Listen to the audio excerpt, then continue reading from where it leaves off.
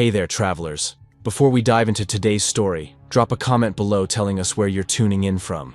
Now let's begin our journey into the unknown. The coffee had gone cold 2 hours ago, but I kept the cup pressed between my palms anyway. November in Boston meant the radiator in my Jamaica plane office clanked and hissed without producing real warmth. This was interview number 47 in my personal purgatory, a book project about people claiming extreme religious experiences. 15 years as a journalist, 3 failed book proposals, 1 divorce, and a studio apartment that smelled of Chinese takeout had led me here. She told me the rapture is coming on February 14th, the woman across from me said, her collection of rosaries clattering. She gave me a list of 7 tasks. That's fascinating, I interrupted, closing my notebook. Thank you for your time.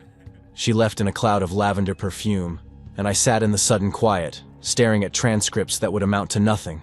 Every interview the same pattern. Broken people grasping for meaning, their delusions passionate but hollow. I was closing my laptop when the knock came. 3 measured taps, patient and unhurried. "We're closed," I called out, already dreading whoever would ignore that statement and walk in anyway. The door opened anyway. The man who entered my office looked like he'd been designed by a committee tasked with creating the most forgettable human being possible. Caucasian, maybe 50, maybe 60. The kind of age that could be 45 or 70 depending on the light. He wore a blue button-down shirt with a small coffee stain near the 3rd button, khakis that had been washed too many times, and sneakers that had seen better years. Brown hair going gray in no particular pattern. A face that you'd see on a subway platform and forget before the train arrived. "Mark Quirk?" he asked, his voice carrying a quality I couldn't place, something in the cadence that felt carefully constructed. "That's me. But like I said, we're closed. If you want to schedule..." "I don't need to schedule," he said, settling into the chair without waiting. "I'm here now." That seems efficient. His complete lack of urgency put me on edge. He sat with folded hands, watching me with brown eyes that looked tired in a way that went beyond sleepless nights. They looked tired the way old mountains look tired. "I didn't catch your name," I said. "John. Just John." He said it like stating a fact. "I'm here because you've been looking for someone like me, though you don't know it yet." I'd heard this before. The chosen one narrative. "John, I appreciate you coming, but I should be up front. I'm documenting religious experiences for academic purposes. I'm not here to validate..." "You want to write a bestseller," he interrupted. "You've wanted that since you were 23 and read in cold blood for the first time. 15 years later, you still haven't found the right story." The air crystallized. I hadn't told anyone about that moment with Capote's book. "How did you..." "I know a lot about you, Mark. Your ex-wife, Jennifer. The Christmas card from her parents still on your fridge. The Kung Pao chicken every Thursday from Golden Dragon. You're 38 and feel like you've already lived the important parts of your life." My mouth went dry. This wasn't cold reading. "Who are you really?" "I told you, John. Though you'll know me by other names. Yahweh. Allah. The unmoved mover." He leaned forward, and his tired eyes seemed to contain something vast. "I'm God, Mark. And I chose you because you always wanted to write a best-selling work of fiction. I'm going to help you do that." In my months of interviews, I'd met 7 people claiming to be God. But none had sat radiating this quality. Not grandiosity, but resignation.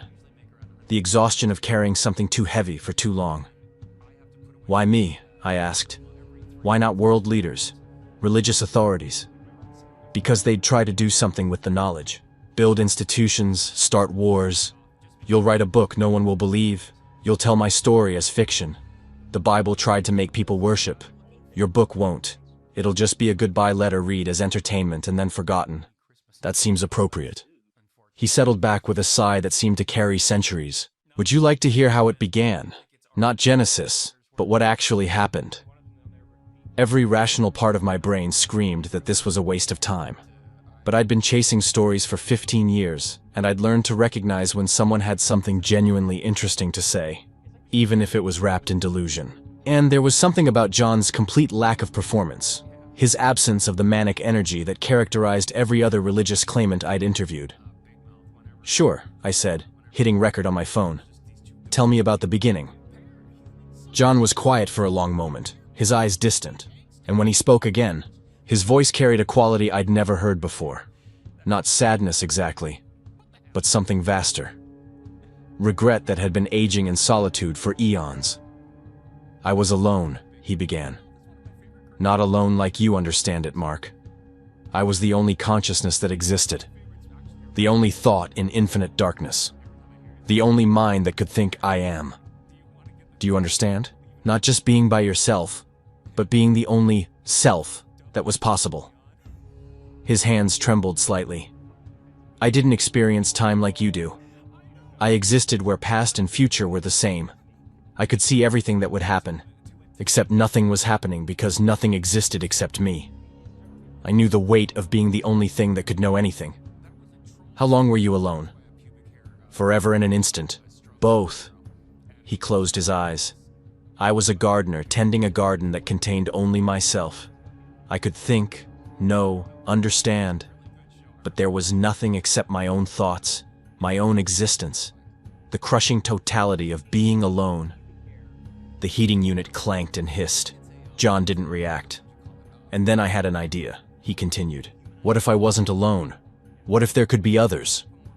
Not like me, I couldn't create equals, but consciousnesses that could think differently, feel differently, experience existence in ways I never could?" The moment I had that thought, everything changed. Instead of seeing only the void, I saw possibilities. Millions, billions, every permutation of how reality could unfold. It was overwhelming, beautiful, terrifying. "The Big Bang," I said. "Your word for it." For me, it was my consciousness exploding outward, trying to encompass all these new possibilities. The energy released when a mind that had contained only itself suddenly tried to contain everything. Matter, energy, space, time, side effects of my desperate need to not be alone. He walked to my window, looking out at the gray November afternoon. But I couldn't create other consciousnesses directly. I needed vessels, forms, so I made the angels first. The way he said angels wasn't reverent, like saying prototype. I took pieces of my own essence and diluted it, spread it thin. Then I poured it into forms, hoping that by giving away parts of myself, I'd finally have companions who could understand me. And it worked. The angels were magnificent, powerful, intelligent, capable of miracles. They could move through dimensions, manipulate matter, exist outside normal space-time. They were nearly as eternal as me. His voice flattened. But nearly as an equal. They knew they were created. They knew they were lesser. And some hated me for it. The fallen angels. Not yet. That came later. He turned to face me. The angels were everything I'd hoped for at first. We existed together in what you'd call heaven. Not a place, more a state of being. We built. We created. For millions of years, I thought I'd solved loneliness. But they weren't like you. No. They thought like me. They had my patterns, my logic, because they were made from my essence. Talking to them was like talking to sophisticated echoes. Better than being alone, but not true companionship. He sat back down, weariness deepening. So I tried again. I let the universe evolve naturally. Billions of years of stars, planets, chemistry becoming complex. I only nudged things occasionally. And eventually, on a small blue planet, life emerged. Earth, my favorite garden. His smile was heartbreaking. I watched single cells become complex life. Creatures learned to fly, developed intelligence. Then I saw something that made billions of years worthwhile. Creatures that didn't think like me at all.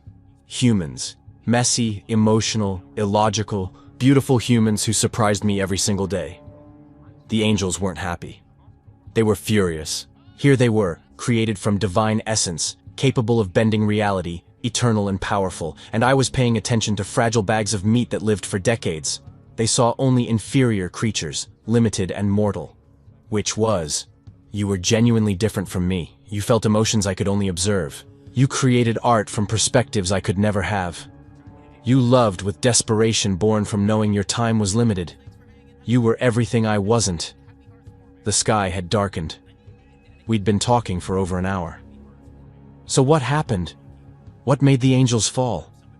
The same thing that happens to any child who realizes their parent loves someone else more. John's voice hollowed. Jealousy. Pride. Led by the most powerful, you'd know him as Lucifer. A third of the angelic host rebelled. The war in heaven. It wasn't a war like you imagine. It was consciousness against consciousness, reality warping and breaking as we fought. And when it was over, I had a choice.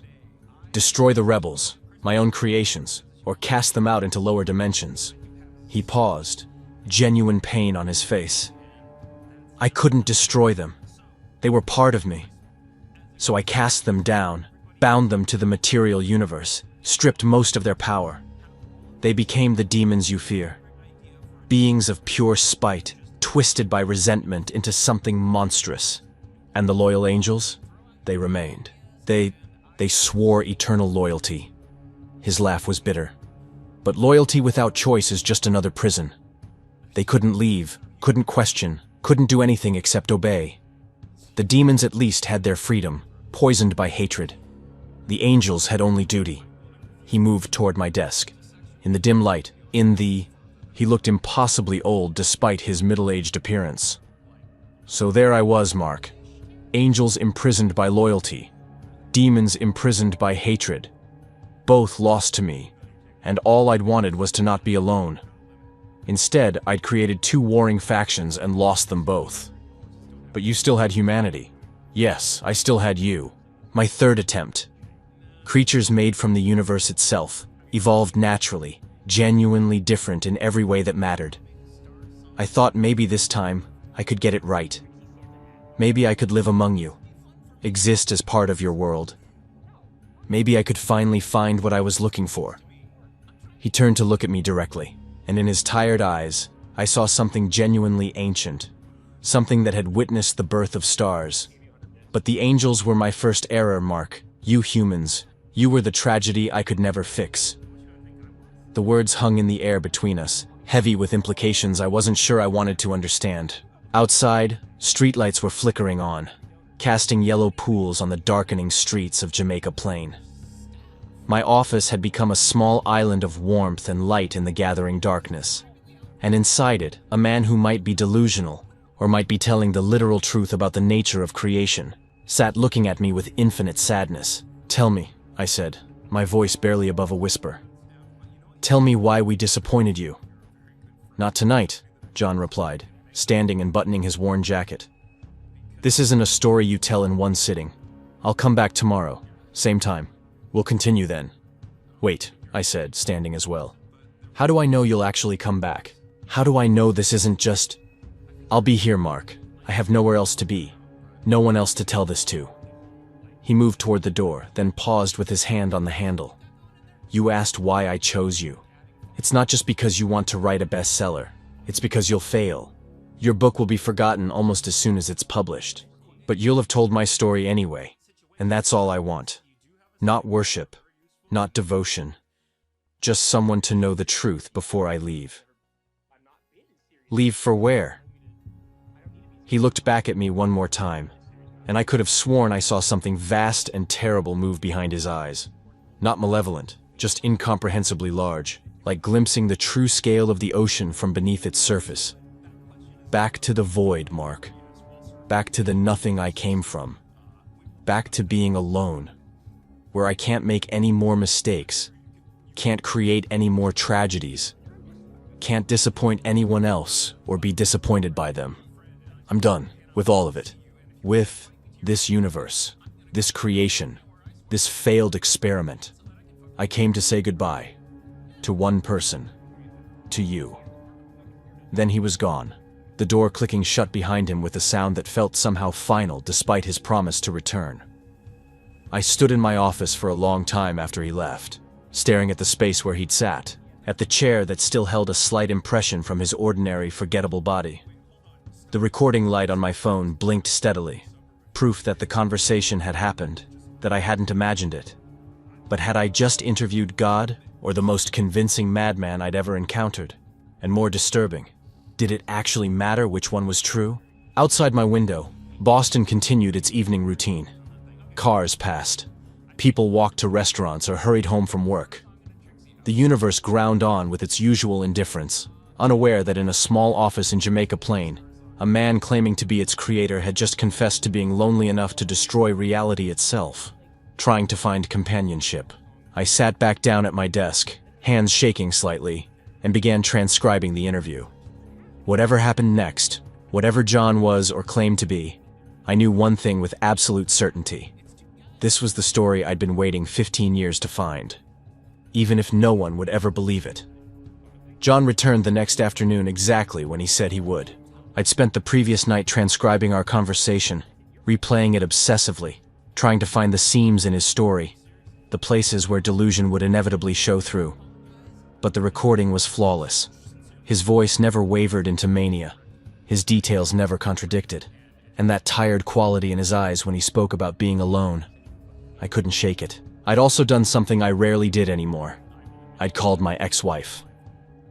"Mark?" Jennifer had answered on the fourth ring, her voice carrying that particular wariness reserved for unexpected calls from people you'd rather forget. "Is everything okay?" "Yeah, I wanted to ask you something. Do you remember that Christmas card your parents sent 3 years ago? The one with the golden retriever?" Silence. Then, "How did you know about that? I never told you they sent it." "You didn't. I just found it somewhere." "Mark, they addressed it to both of us. I picked up our mail that day. You were at a conference in Philadelphia. There's no way you could have seen it unless..." Another pause. "Are you going through my old things?" I'd hung up without answering, my hands shaking. John hadn't guessed.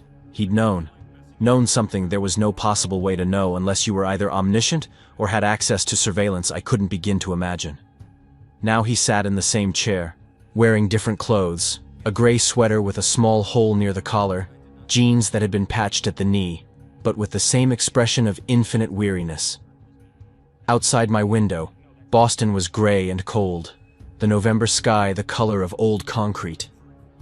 "You look like you didn't sleep," John said. "Not a question. I kept thinking about what you told me, about being alone, about creating the angels."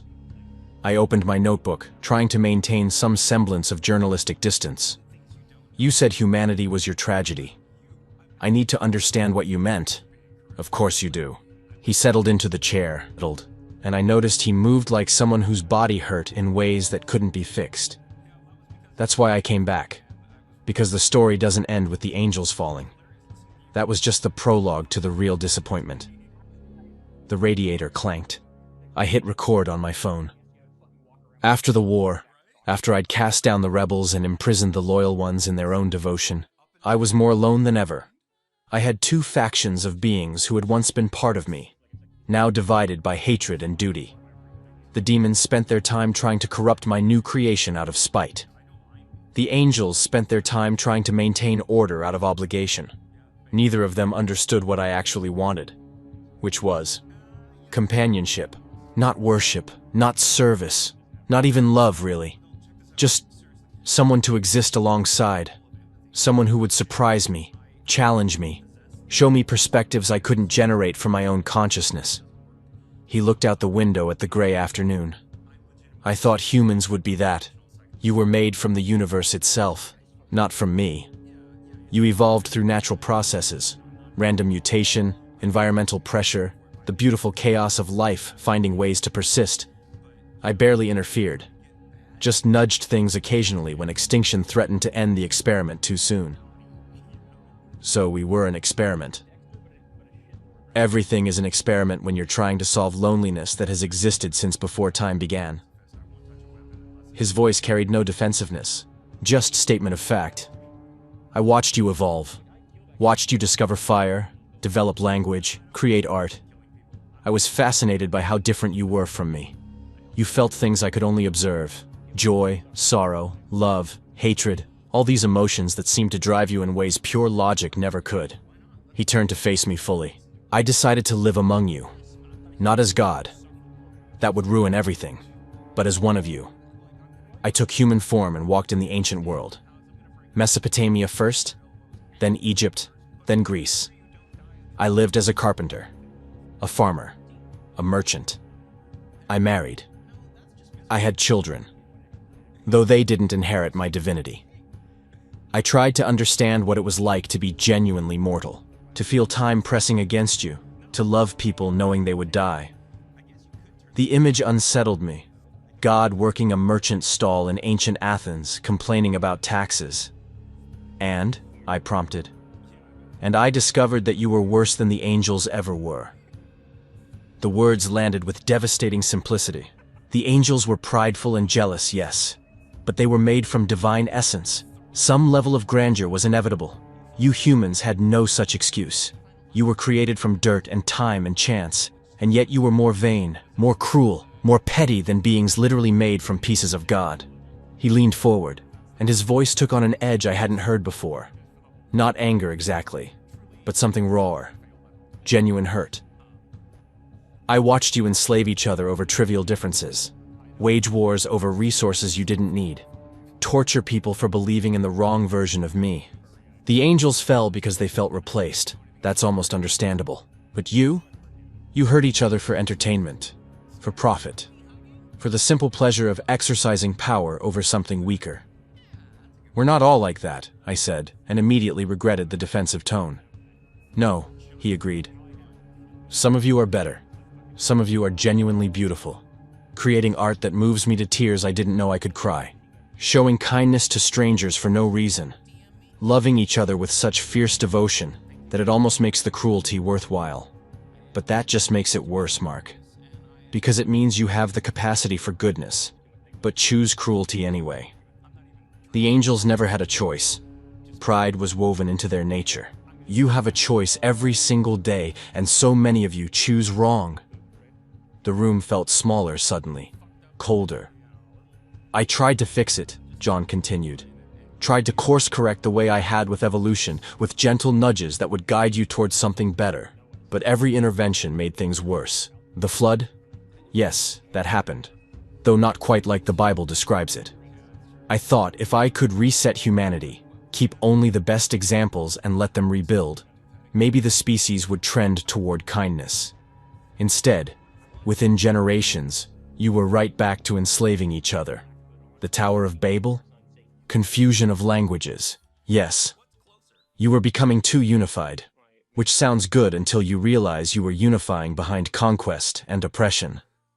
I thought scattering you would force cooperation within smaller groups, reduce the scale of your wars. Instead, you just found new reasons to fight, now based on which sounds you made with your mouths. He stood and began pacing, a restless energy entering his movements for the first time. Every time I tried to help, I made it worse. Every time I thought I'd found a solution, you found a way to corrupt it. I gave you prophets to guide you, and you turned them into excuses for holy wars. I gave you commandments, and you used them to justify stoning people. I gave you free will, and you weaponized it. So you gave up? No. He stopped pacing, his back to me. I tried one more thing. One last attempt to bridge the gap between divine and human. I thought maybe the problem was that you couldn't understand me because you didn't have any of my essence. The angels had too much, which made them proud. You had none, which made you cruel. Maybe the solution was finding the middle ground.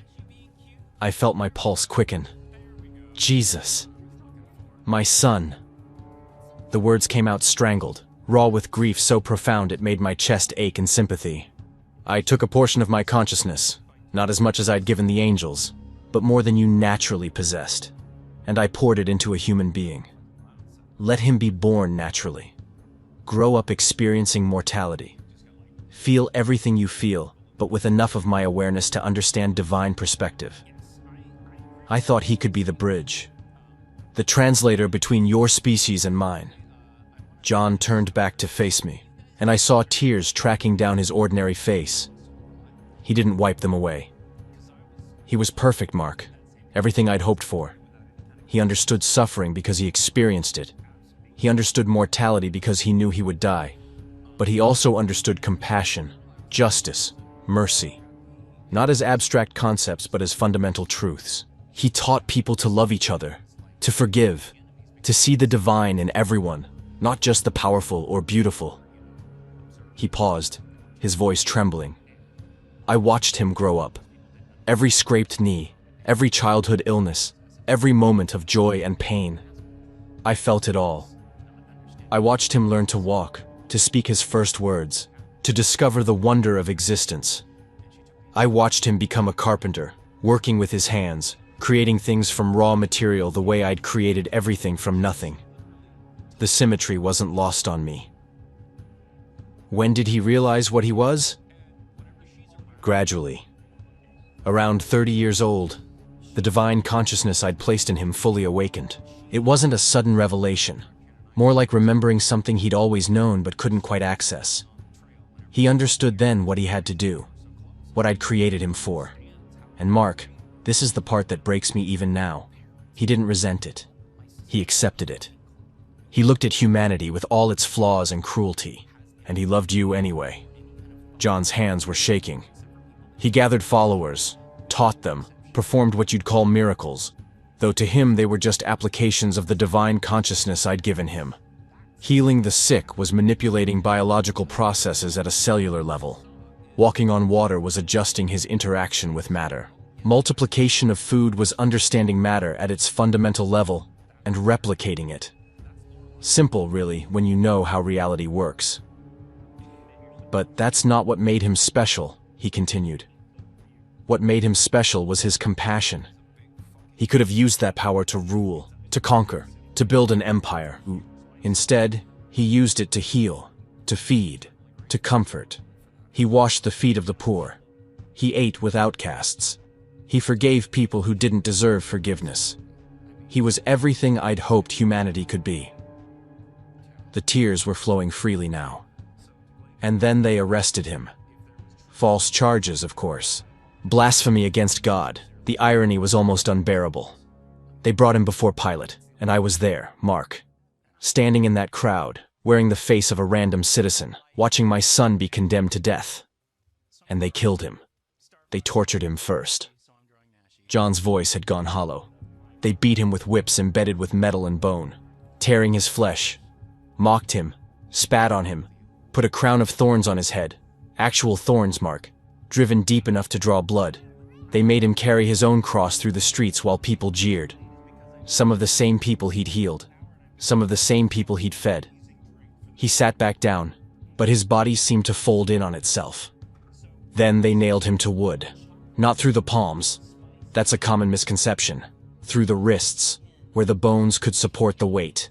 And his feet. One nail through both. They lifted the cross and dropped it into the ground with an impact that must have sent agony through every nerve in his body. And I couldn't stop it. Why not? You're God. You could have. Interfering would have invalidated the entire experiment. He looked at me with eyes that held unfathomable pain. The whole point was to see if humanity could recognize divine truth when it stood before them in human form. If I'd saved him through obvious divine intervention, it would have proven nothing. You needed to have the choice, and you chose wrong. But you were there. I was there. His voice cracked. Standing at the foot of the cross, I felt every moment of his agony. Crucifixion is slow, Mark. It takes hours, sometimes days. Your diaphragm can't expand properly, so you have to push up on the nails in your feet to breathe. Every breath is agony. Every moment is choosing between suffocation and pain. John buried his face in his hands. He looked down at me at one point, made eye contact, and I saw in his eyes that he knew I was there. Knew I could stop it, and he shook his head. Just slightly. Telling me no, telling me to let it happen. Because he understood, even then, that his death had to mean something, that it couldn't be undone by divine intervention. He called out to you. My God, why have you forsaken me? John quoted, his voice breaking. People think he was losing faith. But he wasn't. He was quoting Psalm 22, a psalm that begins with abandonment but ends with salvation. Even in that moment, dying in agony, he was teaching. Telling people that feeling forsaken doesn't mean you are forsaken. That doubt and faith can coexist. But I heard it differently. I heard my son crying out for help that I couldn't give, asking why I'd put him through this. And I had no answer except that it was necessary. that his suffering had to mean something, that humanity had to be given every possible chance to choose right. The silence stretched between us. Outside, a siren wailed past. Ambulance or police, the constant background noise of urban crisis. "He died around 3 in the afternoon," John continued softly. His last words were, "It is finished." Not a cry of despair, a statement of completion. He'd done what he came to do, shown humanity what divine love looked like in human form, proven that compassion was stronger than cruelty, that forgiveness was more powerful than vengeance. And then he was gone. The consciousness I'd placed in him, the part of me that had walked and talked and loved in human form, it dispersed. But not the way I'd expected. "I had to watch my son die," John said, his voice barely above a whisper now. "Had to feel every moment of his agony as if it were happening to me. Because in a way, it was. He was made from my consciousness. His pain was my pain. His doubt was my doubt.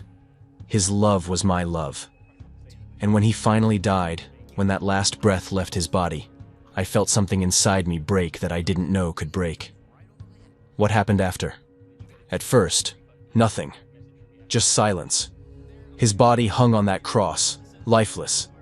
And I stood there among the crowd thinking I'd made the worst mistake of all my mistakes. I'd created the one perfect being, the one consciousness that understood both divine and human perspectives, and I'd let him be murdered. For what? For an experiment? For the slim hope that humanity might learn something?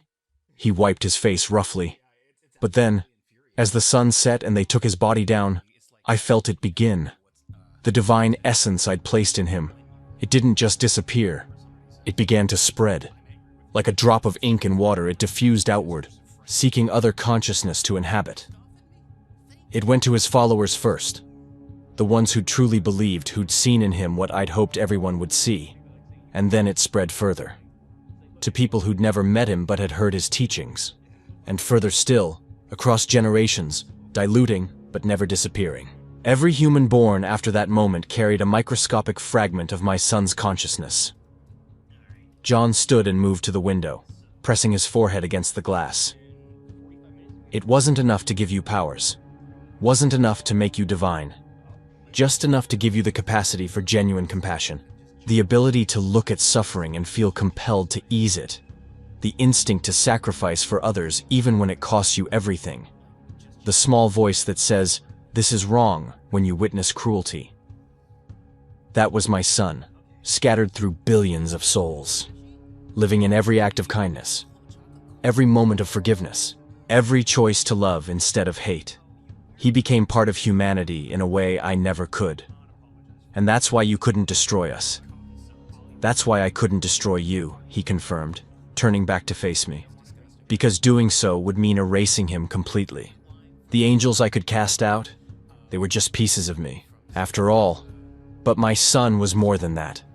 He was the one thing I'd created that was genuinely better than me. More compassionate, more patient, more willing to sacrifice. And now he lived in all of you. His voice grew thick with emotion. I became a prisoner of my own love, Mark. Unable to end an experiment that had clearly failed because doing so would mean killing my son again. Unable to intervene because every intervention had made things worse. Unable to walk away because his essence was still there. Still fighting through human consciousness, still trying to make you better.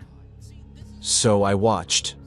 For 2,000 years, I watched my son's consciousness battle against human nature, watched compassion fight cruelty, watched love struggle against hatred, and slowly, inevitably, I watched him lose. So, what did you do? I withdrew. He said it simply, as if it were the only logical choice. I stopped interfering. No more prophets, no more miracles, no more direct revelation. I let you figure things out on your own, and I watched. For 2,000 years I watched. Watched what? Everything. He stood again, moving to the window, and in the failing afternoon light, he looked less like a middle-aged man and more like something ancient wearing human skin. I watched the Roman Empire fall, watched new religions rise and twist my son's teachings into justifications for conquest. Watched the Crusades, where people killed in the name of the one who'd preached non-violence. Watched the Inquisition torture people for believing slightly different interpretations of divine truth. His hands pressed against the glass. I watched slavery persist for centuries, with slavers quoting scripture to justify it. Watched colonialism spread across the globe, missionaries following conquistadors, both convinced they were doing my work. Watched witch hunts and pogroms and genocides, all committed by people who thought they were following divine will. And you did nothing. What could I do? He turned back to me, and his voice carried something between desperation and defiance. Every time I'd intervened before, it made things worse. The flood led to new cruelties. The commandments became weapons. My son's sacrifice became the foundation for 2 millennia of religious warfare. What was I supposed to do? Appear in the sky and tell everyone to stop? They'd just interpret it through their existing prejudices and keep doing exactly what they were doing, now with my explicit endorsement in their minds. So, you just watched. I watched. And occasionally, I walked among you. Not as God, just as a person. His voice took on a haunted quality. I was a soldier at Verdun, dying in mud while machines turned men into meat. I remember the smell, Mark. Decomposing bodies, poison gas, the coppery taste of blood in the air. I remember lying in a crater filled with corpses, my lungs filling with fluid, watching rats feast on my fellow soldiers. I died there maybe 40 times, each death as agonizing as the first. I was a prisoner at Auschwitz, learning what true human evil looked like when organized and industrialized. I watched people file into buildings they thought were showers, only to die choking on poison gas minutes later. I died in those chambers, felt my lungs burning, my vision darkening, my consciousness fading, and every time I came back, had to watch it happen again. Had to witness what humanity was capable of when it decided that some lives were worth less than others. He paused, his breathing ragged. I was a civilian in Hiroshima when the bomb fell. I was standing on a street corner when the sky turned white. Do you know what that feels like, Mark? Atomic fire? Your skin doesn't just burn, it vaporizes. Your shadow gets permanently etched into concrete as everything else ceases to exist. The pain is instant and infinite, and then nothing. Just nothing. Why? I asked. Why put yourself through that? Because I thought if I experienced the worst of what you did to each other, maybe I could understand it. Maybe I could find some explanation that would make it bearable. But there is no explanation. There's just cruelty compounded by more cruelty. Violence answering violence. Hatred breeding hatred. The casual way he described these horrors was somehow more disturbing than emotional delivery would have been. He wasn't trying to shock me. Just stating facts about experiences that had scarred him beyond repair. The 20th century, he continued. That's when I finally understood the full scope of my failure. You developed weapons that could end all life on Earth. Created systems of oppression that could process murder on factory scales. Reduced human beings to numbers, to categories, to problems that could be solved through elimination. He moved back to his chair. And the angels and demons, they were everywhere. World War I, the demons whispered to generals about glory and national honor. They amplified every grudge, every paranoia, every desire for revenge. The angels tried to counter them, inspiring soldiers to show mercy, to maintain some shred of humanity in the trenches. But the demons were winning. World War II was worse. The demons found fertile ground in fascism, in racism, in the idea that some humans were inherently superior to others. They didn't have to work hard. Humanity provided its own justifications for atrocity. The angels fought harder then, tried to inspire resistance, tried to protect the innocent. But for every Anne Frank they tried to save, 1,000 others died. You fought in those wars? I died in those wars, he corrected quietly, again and again. I was a Jewish child in a concentration camp, starving to death while watching my mother be led to her execution. I was a Russian soldier storming Berlin, committing atrocities in revenge for atrocities committed against my people. I was a Japanese soldier dying on Iwo Jima, convinced I was defending divine will. I was a German civilian, buried alive in the rubble of Dresden. I experienced every side of every conflict, and do you know what I learned? What? That they all called for their mothers at the end. Not me, not God, not some abstract principle worth dying for. Just their mothers. The first human love they'd known. The last comfort they craved.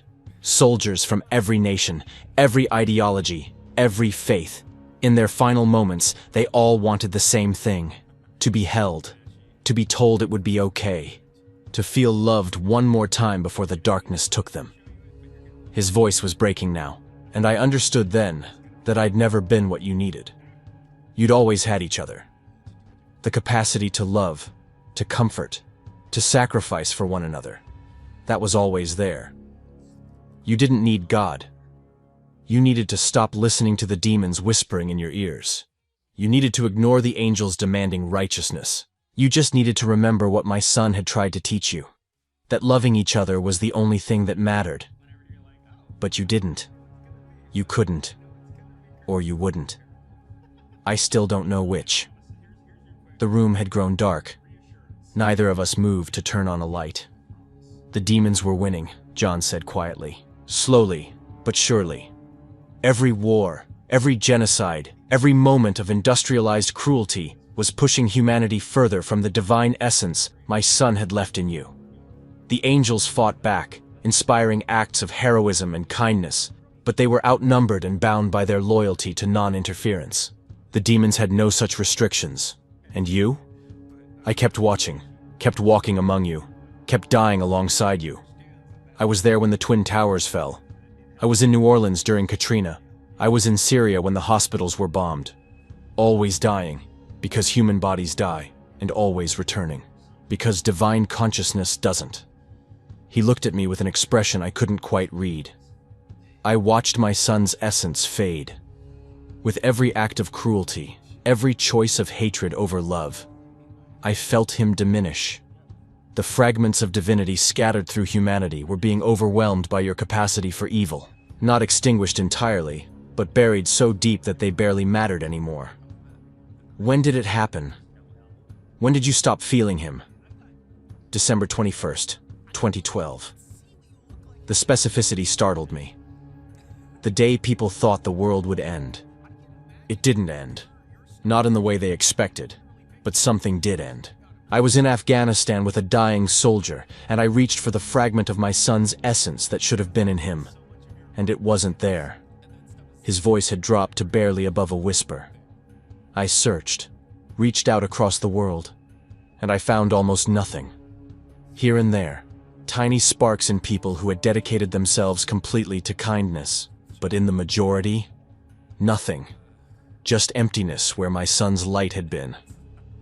What happened to it? You extinguished it. Through centuries of choosing cruelty over kindness, violence over peace, you smothered it. The divine spark my son's death had planted in humanity had finally been overwhelmed. He stood slowly, preparing to leave. That's when I knew it was over. My experiment had failed completely. The angels were imprisoned by loyalty, or consumed by hatred. Humanity had snuffed out the last gift my son had given you.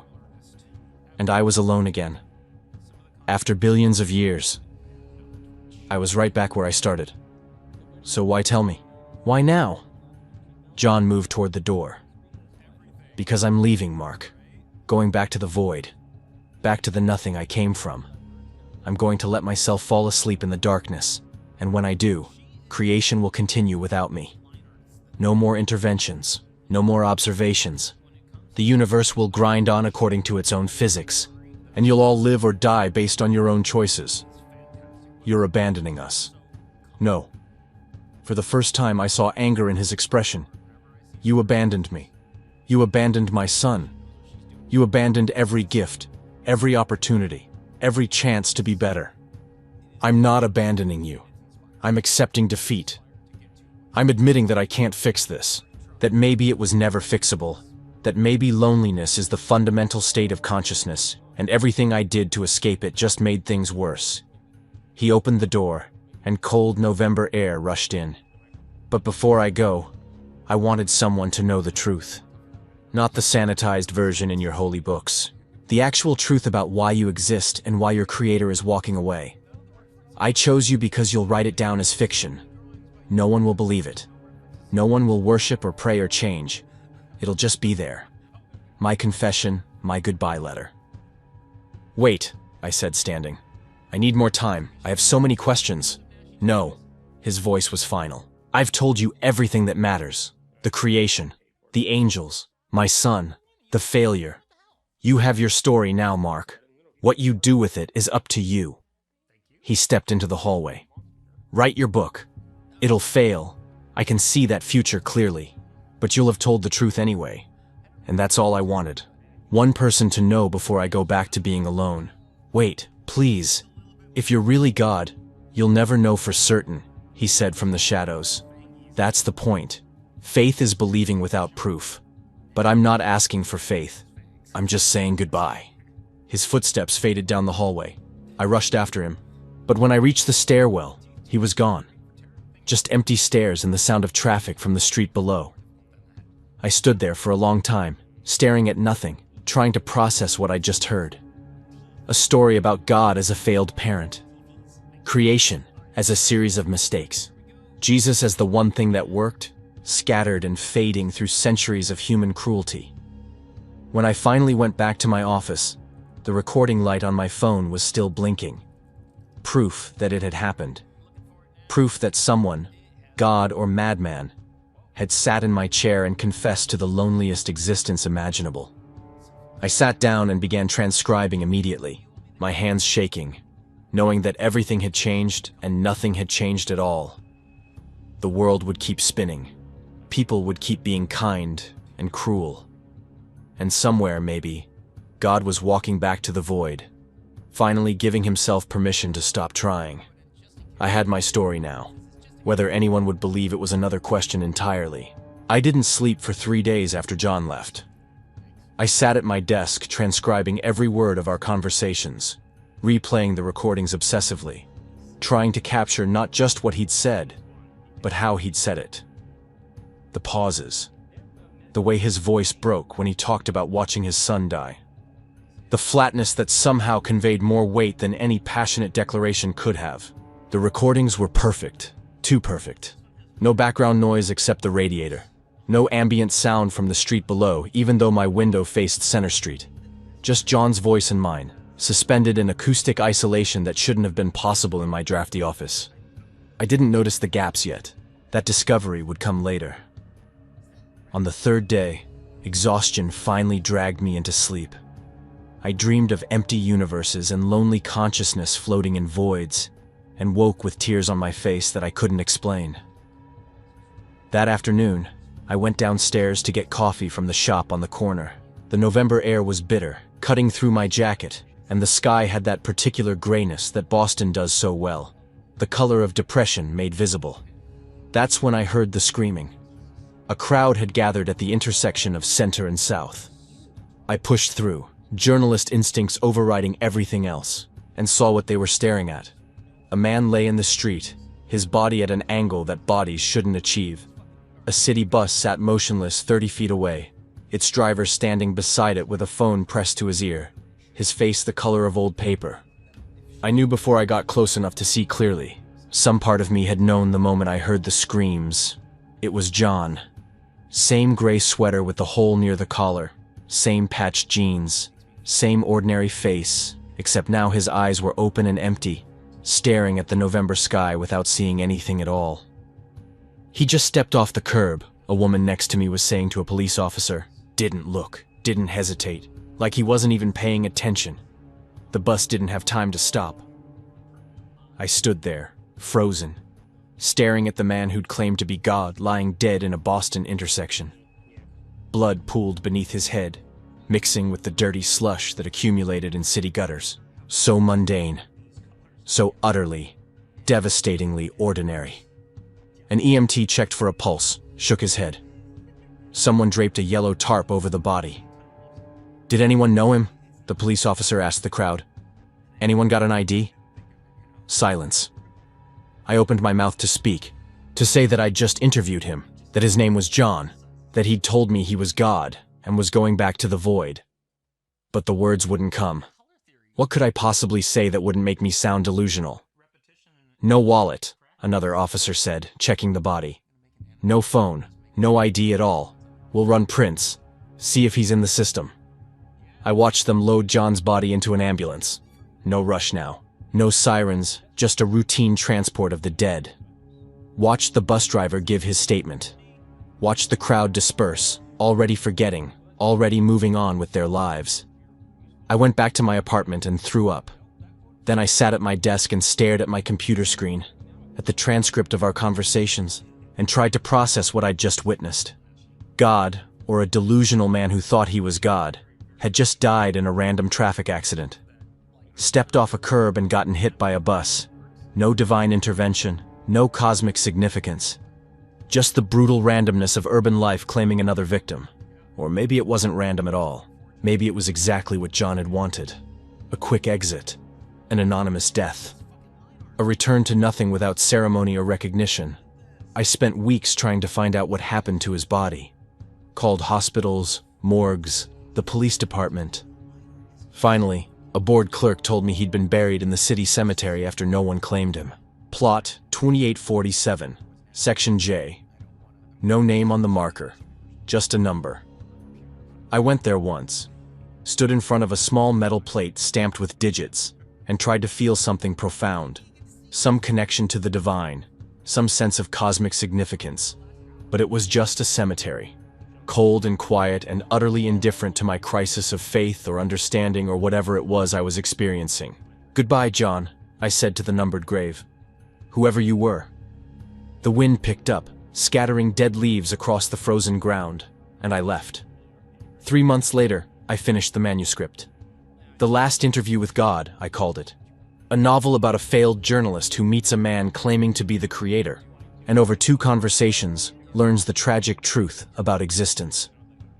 I wrote it exactly as John had told it, changing nothing, adding no embellishments. Just his story, translated from audio to text. I thought it was the best thing I'd ever written. Maybe the best thing I'd ever do. My agent, Macy, called me back within a week of reading it. "Mark, this is different. Dark as hell. Probably going to offend every religious person who reads it. But it's good, really good. Let me shop it around." She found a small publisher, Greystone Press, out of Portland. The advance was modest, barely enough to cover 3 months of rent, but they believed in the project, or at least they believed it might find an audience. "We're thinking November release," the editor said during our first call. "Full year from your interviews. Nice symmetry." The editing process was brutal. They wanted changes, wanted God to be more sympathetic, more loving, less defeated. "Readers want hope," my editor, Ivana, kept saying. "They want to believe there's meaning, that someone's in charge and cares about them. Your God is just giving up. That's too depressing." "That's the point," I argued during one particularly heated phone call. "That's the whole story. What if God isn't all-powerful and benevolent? What if he's just lonely and tired and made mistakes he can't fix? What if we're the mistake?" "Then nobody's going to want to read it," she replied. But I refused to change it. Not substantially. I'd add a comma here, rephrase a sentence there, but the core of John's story remained intact. The loneliness, the failures, the sun scattered and fading. The decision to walk away. If this book failed, at least it would fail honestly.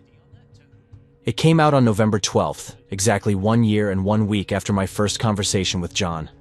I spent release week checking Amazon rankings obsessively, refreshing the page every few minutes like an addict seeking a fix. It debuted at number 287,453.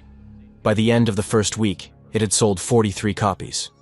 Most of those were probably my mother, buying them in bulk to give away at Christmas, bless her deluded heart. The reviews started trickling in. Publishers Weekly. Nihilistic trash disguised as philosophical fiction, deeply offensive and pointlessly depressing. A Catholic magazine.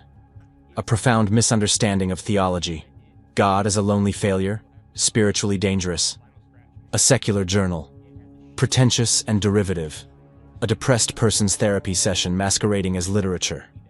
Even positive reviews were backhanded, Interesting thought experiment that fails to land. A glimmer of something profound buried under theological confusion. 3 months later, 347 copies sold. Greystone Press sent a polite email, no second printing. The book would remain as print on demand, but no marketing, no support. My bestseller had died stillborn. I thought about John's words. Your book will fail. I can see that future clearly, but you'll have told the truth anyway. He'd known, and he'd chosen me anyway. Not to succeed, but to fail in exactly the right way. The irony was almost beautiful. I kept one thing from that entire disaster, a letter. The only fan letter I received. It came from a woman in Oregon, postmarked 3 weeks after publication. No return address. Just careful cursive on lined paper. Dear Mr. Quirk, I just finished your book. I don't know if you meant it to be true or not, but I recognized something in your version of God. That exhaustion. That disappointment. I've felt it too. Not because I'm divine, but because I'm human and I've seen what we do to each other. Your book didn't give me hope, but it gave me something better. Permission to be sad about the state of the world. Permission to admit that maybe things aren't going to get better, and that's not my fault. Thank you for that. I hope you write more, but I understand if you don't. Sincerely, M. I kept that letter in my desk drawer. Took it out sometimes when the weight of failure felt too heavy. Reminded myself that at least one person had understood what I was trying to do, even if I'd failed at doing it. The years passed the way they do when you stop counting. I kept working. Freelance journalism, modest assignments. I dated Susan, Adina, Maria, but nothing stuck. The divorce from Jennifer had broken something I never fixed. I got older. The apartment became home. I developed routines. Coffee, groceries, library on Saturdays. I became one of those people, the regulars, the familiar stranger in the periphery of urban life, and I never saw John again. I looked for him that first year, scanned faces, studied crowds. By year 5, I'd stopped looking. By year 10, I'd mostly stopped thinking about it. 10 years after publication, I got a Facebook message from someone claiming to be John's nephew. Mr. Quirk, I'm Gabriel. I think you interviewed my uncle 10 years ago. I saw your book, recognized him from your description. He died that day, hit by a bus, buried in the city cemetery. He wasn't God, just mentally ill, schizophrenia. Sometimes he thought he was historical figures. I thought you should know the truth, Gabriel. I stared at the message. It should have been closure, but it felt like the story continuing exactly as John had predicted. Him dying anonymous, me writing a failed book. Truth indistinguishable from fiction. I never responded. Years blurred together. 20, 30, 35. I was 73 when I left Boston for Salem. Bought a small house. 1 bedroom, tiny kitchen, front porch overlooking a quiet street. Peaceful after decades of urban chaos. I was 78 when I found the recordings. Cleaning my desk, I discovered them on an ancient flash drive. I played them and heard the gaps. 10 seconds here, 20 there. Always John's voice. 43 seconds missing from the first interview, nearly 2 minutes from the second. What had he said? What couldn't be preserved? Either equipment malfunction or reality itself had been edited. I would never know. And maybe that was the point. Faith and doubt existing simultaneously. 5 years later, on a warm October afternoon, I sat on my porch watching the world. I was 83.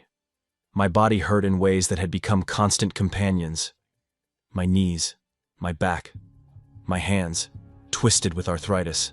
The doctor had stopped talking about treatment and started talking about management, about making the time I had left comfortable. I didn't mind. I'd lived long enough, seen enough, done what I could with the limited talents I'd been given. The street was alive with the sounds of early evening, children playing kickball in someone's yard, a couple walking their golden retriever, a teenager mowing a lawn, earning money for something important only to teenagers. Life continuing, the endless cycle. People being born, living, dying, and being replaced by others who would do the same. The human experiment grinding forward without direction or purpose, or any evidence that it was going anywhere meaningful. I thought about John's story, About God as a lonely consciousness who'd tried everything to escape solitude and failed. About angels imprisoned by loyalty or consumed by spite. About Jesus scattered through humanity, his essence fading as cruelty overwhelmed compassion. About a creator who'd given up and walked away. I wondered if it was true. If somewhere in the void, divine consciousness slept, finally free of the burden of creation and the disappointment of watching it fail. Or if it had all been delusion, just a sick man's fantasy that I'd wasted 40 years thinking about. I wondered if it mattered which was true. The sun was setting, painting the sky in shades of orange and gold that would have seemed overdone in a painting, but somehow worked in reality. The autumn air carried the smell of someone's fireplace, wood smoke mixing with the scent of fallen leaves. It was beautiful, painfully, achingly beautiful. The kind of moment that made you believe life had meaning even when all evidence suggested otherwise. I closed my eyes, just for a moment, just to rest. And when I opened them, John was sitting in the chair next to mine. Same gray sweater with the hole near the collar. Same patched jeans. Same ordinary face with those impossibly tired eyes. Except now he looked different somehow. Less solid. More like a memory made visible. "Hello, Mark," he said quietly. I should have been shocked. Should have questioned my sanity, my perception, my failing 83-year-old brain. But I wasn't. It felt exactly right that he would be here. That after 40 years, we'd have this conversation. "You're dead," I said. Not an accusation. Just a statement of fact. I was never alive. Not in the way you understand it. He looked out at the street, at the children playing, at the couple with their dog. But yes, the body you knew as John died 40 years ago, stepped off a curb, got hit by a bus, returned to dust. Then how? I told you I was going back to the void, to sleep. But before consciousness fully withdraws, there's a moment between existing and not existing. A space where I can reach back one more time. I've been waiting for you, Mark. Waiting for this moment. Why? Because you kept your promise. He turned to look at me, and his eyes held something I'd never seen before. Not sadness, not exhaustion. Something closer to peace. You told my story. Exactly as I told it. Yes, the book failed. Yes, nobody believed it. But you did it anyway. And you know what I discovered, Mark? I was wrong. About what? About giving up. About humanity being a mistake. He looked back at the street, at the children playing, at life continuing. I told you I was going back to the void to sleep. And I did, or started to. But in that space between existing and not existing, I could still feel echoes, fragments of my son's essence. And they weren't gone, Mark. They were just waiting, dormant, like seeds in winter soil. My breath caught. I don't understand. Every act of kindness, every sacrifice, every choice to love instead of hate, those weren't just human actions.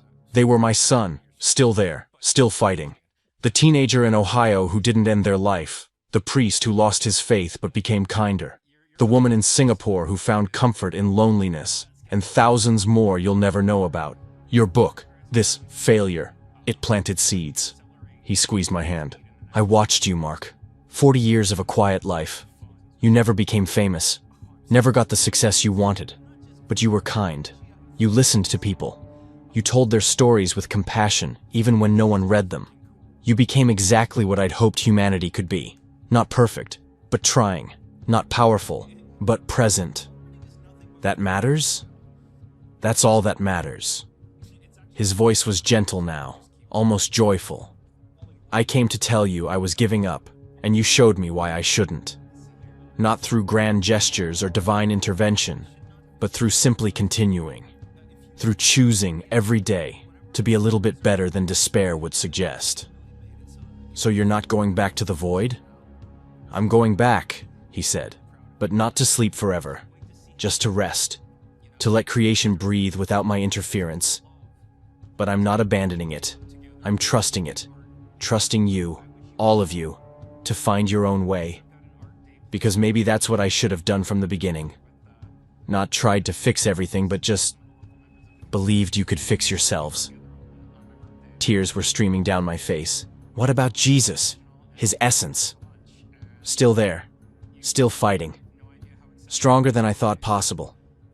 Every time someone chooses compassion over cruelty, he grows stronger. You're healing him, Mark. Healing the divine by healing each other. It's slow. It'll take millennia. But it's happening. I can feel it.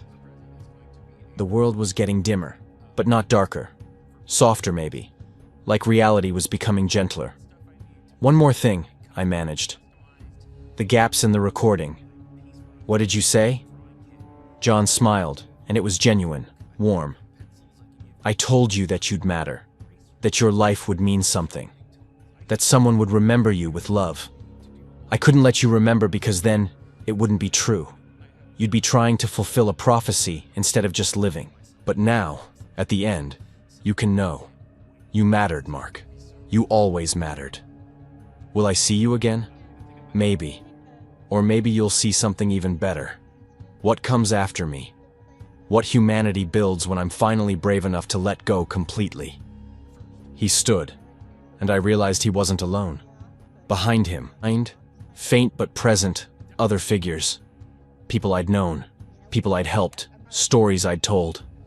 They're here too, John said softly. Everyone you touched, everyone who mattered to you. Death isn't the end, Mark. It's just the door to whatever comes next, and you don't have to go through it alone. The last thing I saw was John's face, peaceful now, unburdened. And behind him, a world still turning, still fighting, still choosing, however imperfectly, to love. The last thing I felt was warmth. Not just John's hand, but something larger. The presence of everyone I'd ever known. Everyone I'd ever helped. Everyone who'd ever read my words and felt less alone.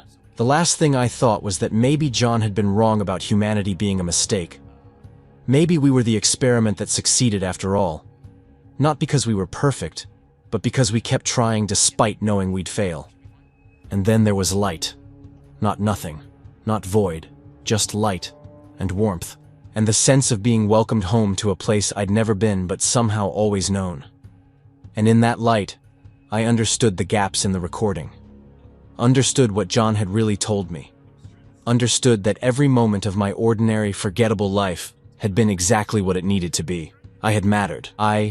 We all mattered. And somewhere, God wasn't sleeping in the void.